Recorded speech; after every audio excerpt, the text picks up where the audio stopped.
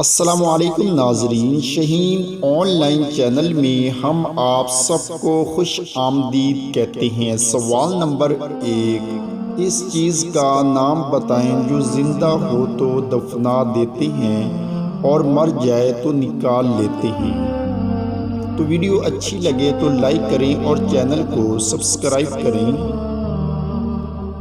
तो जवाब है दोस्तों, पौधा। सवाल नंबर 2, इंसानी जिस्म का वो कौन सा हिस्सा है जो सारी जिंदगी एक ही साइज का रहता है? तो अपना जवाब कमेंट में दें। तो जवाब है दोस्तों, आँखें। सवाल नंबर 3, दुनिया में सबसे ज़्यादा इस्तेमाल होने वाली चीज़ कौन सी है?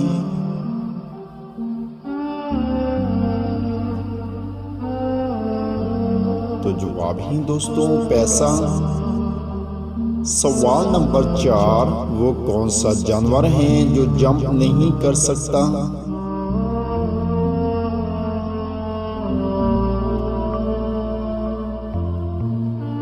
तो जवाब है दोस्तों, हाथी।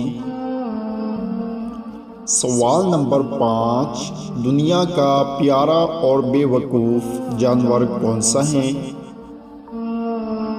तो अपना जवाब कमेंट में दें। तो जवाब है दोस्तों, पेंडा। दोस्तों, आपने कितने सवालात के जवाब सही सोचे हैं नीचे कमेंट्स में ज़रूर बताएं। चैनल को सब्सक्राइब करें। शुक्रिया।